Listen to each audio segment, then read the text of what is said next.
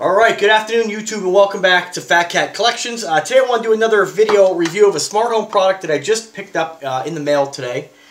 And you just have to kind of bear with me here. I'm a little rough today. I've been sick for 3 days again. And I just feel super run down. And on top of my normal stuff, I got a friggin' cold as well. So, and a cough. So I apologize if I'm a little rough today. So, with that being said, I'm up and out of bed and I wanted to just do a quick video review just talking about this product that I got and just a little bit about the whole smart home stuff. Now, if you guys have been watching my stuff, you guys know I mainly review watches, but I put anything on the channel that I think is interesting. I'm really into customizing things and I'm really into the smart home stuff. And, it all started off, honestly, with the Google Home. And once I got that device, or actually that's incorrect. It started off years ago with the X10 device. And if you're unfamiliar with X10, basically it's a device where they have wall switches and plug-in modules and appliance modules and dimmable modules. And basically what you do is, and similar to what I'm going to show you today, you basically plug it in the wall, plug your device into it, and it comes with a remote and a transceiver. And you basically program the device to your house code, which I believe is A through Z or A. I'm not sure it's the whole alphabet. You dial that in, you set that same house code to the remote, and then of course you set 1 through 16 depending on let's say you have a lamp you want to control. You set it to 1, you set the other one to 1, and you plug in this transceiver. What it does is when you send that signal with the remote, it sends a signal through the air, and naturally your battery's got to be good. And that's one thing I've noticed in the batteries. The status light on those things will say it's okay, but the signal gets really weak. So anyway, send the signal through the air. The transceiver receives that radio frequency signal, of course, and then it sends a signal with the X10 protocol through your house wiring and then to the device, and the light will turn on. The problem with that is that I found is that even though my house isn't really huge, regardless, some rooms just don't work, and it's probably just on how the house is wired. Even when I plugged in different transceivers to receive the signal in different places to kind of isolate different rooms, it still never worked great. But I used it forever because, one, it was really cheap compared to some of the other smart home stuff out there for that time. And it worked for me for years. I used it on the outside light. Certain lights work better than others. If I had the transceiver in the bedroom and this wall switch that you can put on the wall, it's a battery operated one, in the bedroom, and the lights were in the bedroom, it would work flawlessly. But anytime you started to get distance between that transceiver and the other device you're trying to control, like my office was always separated. You can never get it to work in here for whatever reason. And probably because it's wired kind of funky. So that signal has to get through the house wiring to get to the device. And if it can't, it's not going to work.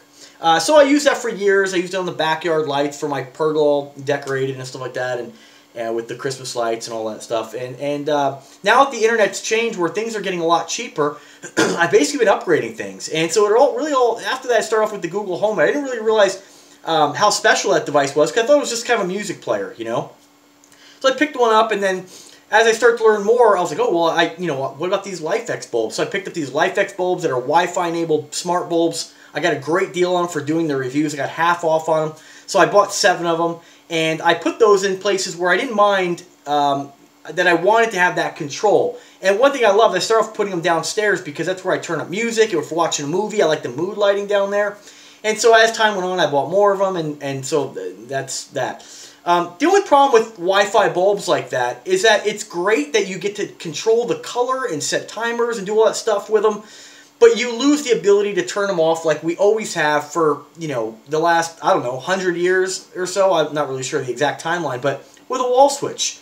And so people, it's just like, your TV. People are, well, let's not go there, but, well, let's go there, actually. It's kind of like people who stream and people who have cable. It's like we complain about paying for cable, which I don't. I haven't for years.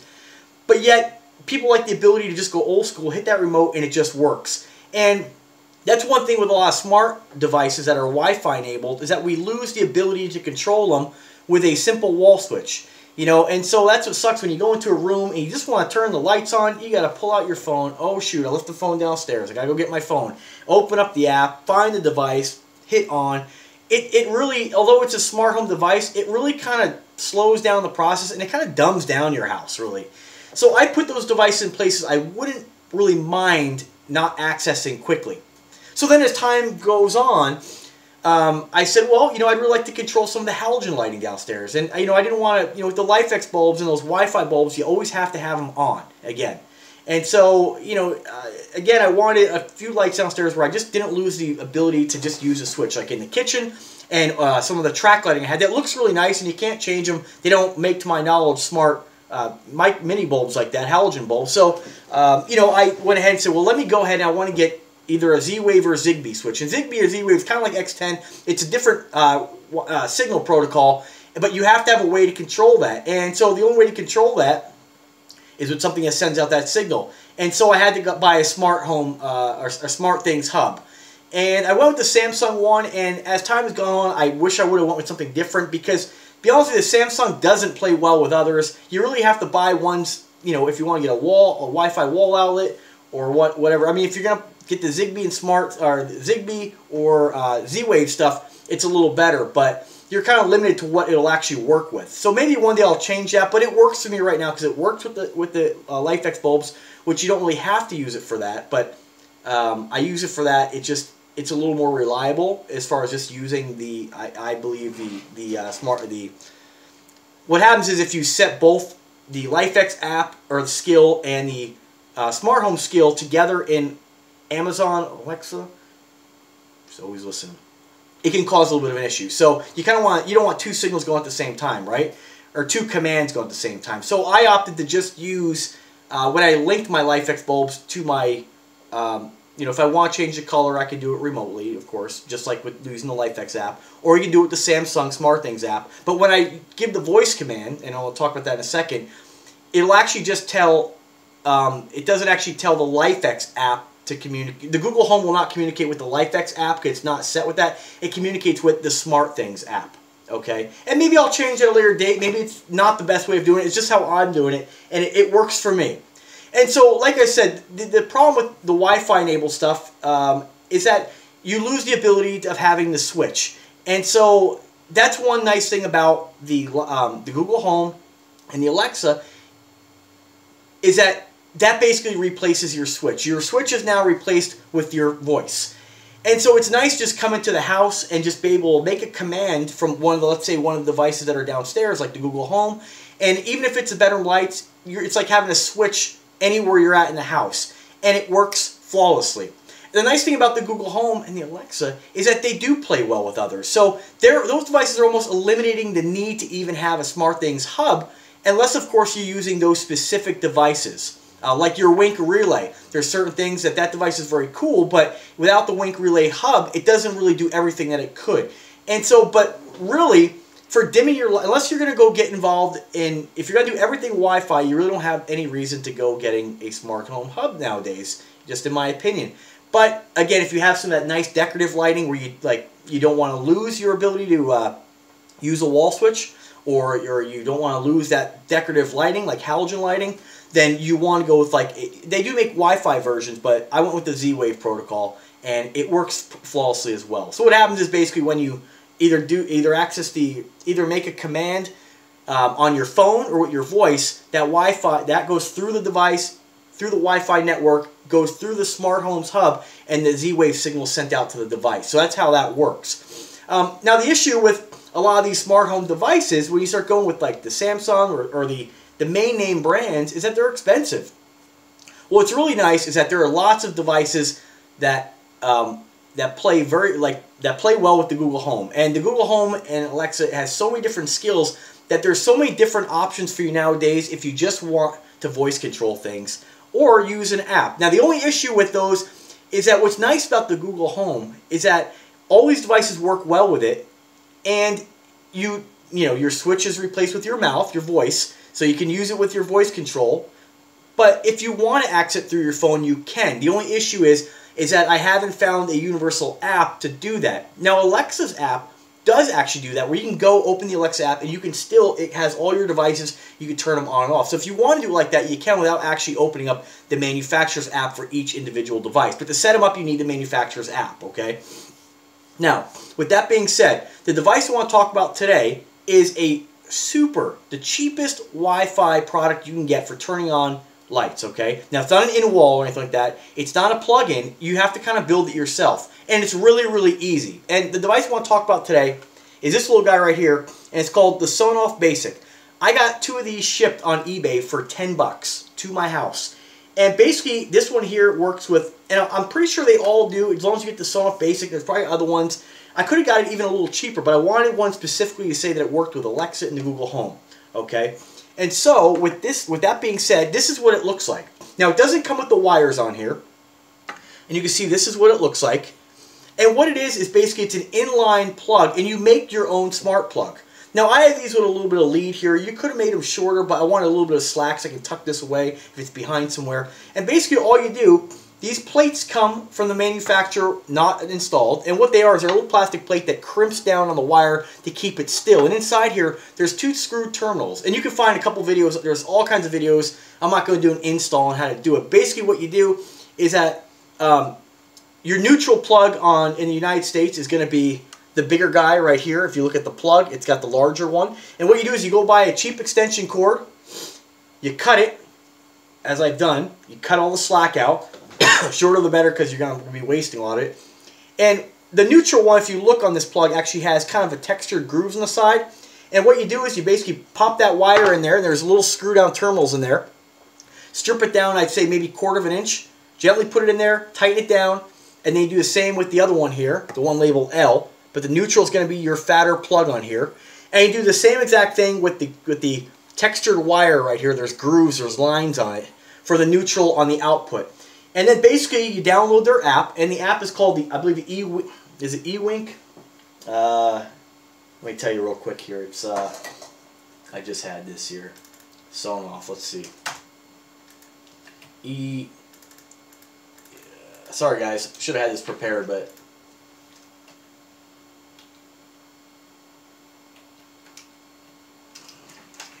EWE link. Let's see. All right, yes, it's called the eWe link, and it's a Chinese link, basically a Chinese app. There is English and Chinese language on there, but it's not, you're not gonna have a problem with it. Everything's labeled in English. It's very easy to set up. And basically, all you do is you plug this device in once you get it set up and screwed down and locked down. And like I said, these plates are just they smush the wire where it's not going to be pulled out, okay? Because you don't want these 2 wires coming into contact with one another, right? And so all you do is you plug it in, you press and hold the reset button on here until it flashes green. It's going to be quick flashing. You add the device in the Sonoff app, and it just walks you right through what to do with it, and it's really, really easy. I mean, really self-explanatory. And then basically what that does is now you can control whatever you plug into this with your cell phone or tablet. Now, you have to do that through the eWink app, but the cool thing about it, if you have a Google Home or Alexa, you can enable that skill in each one of those devices. As for Google, maybe I'll do a tutorial at a later date on how to do that. There's tons on the internet here on YouTube you could check out as well. But basically what you do is you open up your devices, you add device, and you link. And when you sign up with the eWink, you have to actually create an account. And you just link that to your Google like you do any other product you're using with the home control on Google. And with Alexa, it's called the skill. You do the same thing. And then once that's all set up, you can name it whatever you want. This one here is labeled bedroom fireplace, now which is an electric fireplace. And you plug it in, and then it works with your voice. And really, really straightforward. So what I'm going to do now is I'm just going to take you into the bedroom, and I'm going to plug this in, just show you real quick how it works. That it does actually work. For $5, you can't go anywhere and get stuff like this. Now, you're probably asking, man, is that safe to have it hooked up to an electric fireplace? Now, depending on, it's a little dark in here, guys, so I apologize. And the bed's not made because I've been in it for days. But what we're going to do is I'm just going to put you down for a second. And we're going to plug this in. Now, hopefully I won't have to reset. I'm not sure what the time frame is as far as how long you have to wait.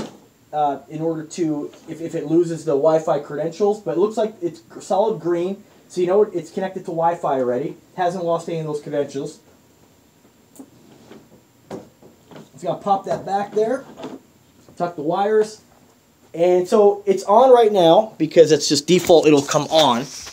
And so now my fireplace, I opted to do this because this fireplace, like most electric fireplaces, actually has several switches on there. And so what it has is on just for ambiance. Right now you can see it's just the flame, the fake flame. And then it has mode 1 and mode 2 for heat.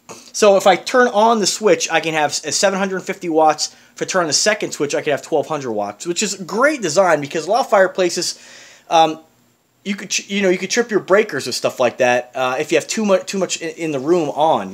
Like my parents, based on the way their house was designed, when they plug in an electric heater, if they have the TV on, the computer's on, it'll trip the breaker. Whereas this is nice. If I just want to throw a little extra heat in the room, I can turn that on. But one thing I do is I leave the heat switch off, just in case of a malfunction.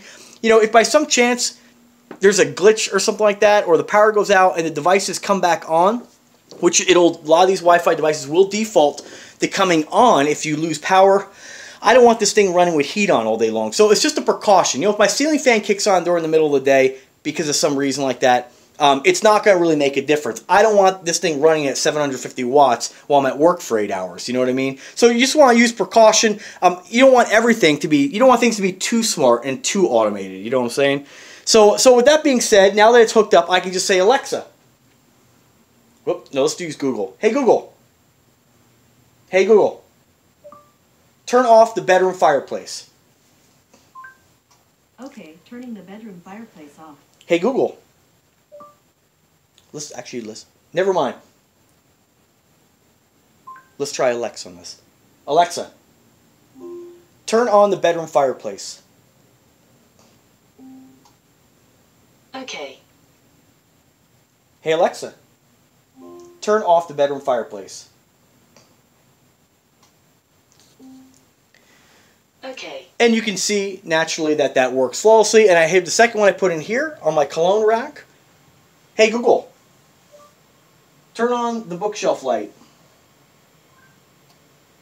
And on we go. Hey Google, turn off the bookshelf lamp. Okay, turning off the bookshelf lamp. And the bookshelf lamp is off. So it's really, really a great device. I mean, super cheap to go ahead and automate things in your house. If you have a Google Home already and you haven't picked up this stuff, this is a no-brainer. I mean, you really can't go wrong. I'm just going to order, 4 more just to have. For 20 bucks, why not have them around the house in the event that I want to hook something else up to them? I don't have a lot of the automation in my office because really I don't have any voice control devices in here, although I can yell in the other room and they'll hear me. And here I just basically have a regular lamp on a switch. And so once I go ahead and upgrade the lighting in here and get some different lamps and new lamps, I'll change that out. And but that's at a later date. So anyway, that was just my quick video review of the Sonoff Basic Wi-Fi Smart Switch. Just amazing product for, I think, like I said, I think it was $4.80 for each ship. So if you guys have any questions about this, go ahead and drop me a comment. Once again, I think this is a great device, and it really is dirt cheap. Now, I will do another review on another device that I picked up. If you're not, everybody's got a different comfort level. If you don't feel comfortable with something where you're stripping wires, which is not a big deal, guys. I mean, it really isn't. If you don't feel comfortable with that, then you can buy the wall plug-in modules. And I have I'll do another video on a company that makes a plug-in module just like this, very easy to use, but you just plug it in and you're done. And I got 2 of those for 26 bucks. So a little more, but I mean, still really, really cheap. Go look at this stuff, what it costs if you walk into Lowe's. It's ridiculous. And like I said, the Google Home, if you're into home automation, you don't have one, really pick one up. Or the new Google Dot, or the Google, the smaller Google Mini, it does the same thing. You just don't get the audio is not as good on that one there. And now they even got the Google Max, which is like 400 bucks, pretty expensive, but it's a big speaker, so that's pretty cool too. But it's really nice to be able to voice control this stuff. One thing I failed to mention, in case you're wondering, wattage on this here. I did the research, I looked it up on the website, and this one here has a max wattage of 2200 watts. So I wouldn't push it to that, but a fireplace running through this is not going to be a problem. And I will monitor this as time goes on. When I actually try to turn on the fireplace with the heat, I want to make sure there's no heat being generated by the device. You don't want to go hooking up your entire house of Christmas lights on this. Although with LEDs, you probably could nowadays. I highly doubt you're running 2200 watts of Christmas lights, but definitely by all means, I found that information. Do your research before you hook anything up to it. But if you're hooking up any LED light or any kind of lamp, 60 watts, 100 watts, you're going to be totally fine. And one thing I'm definitely going to do is when I buy more of these, when the summertime comes around, I have a lot of stuff outside that I always had just on timers because you know, timers just outside plugged in and have outside lights on that I've wired in, just because it was the easiest way for me to do it without getting involved in getting a contractor. It puts some extra light in the backyard, and it does what I wanted to do. But I have some pumps also out there for my my ponds, and I've always had those on timers, and they never really, you know, sometimes at night you just want to turn it on if you're out there staying up late. So I always have to set it later. So with this, is nice, you can set a timer for those, and I'll be upgrading the pond pumps to some of these devices. However, they do make a waterproof cage for this thing that you want to make sure you have it in. So I'll do some more research on that and do a video on that at a later date. But guys, once again, thank you so much for watching. I apologize for me and the mess in here today, but I just wanted to bust out a quick video because I was really excited. This stuff works so flawlessly. It's really one of the best and cheapest devices for automating or any kind of lamp in your house. It's fantastic. So thanks again, guys. Subscribe to the channel and let me know what you think. Have a great day, folks.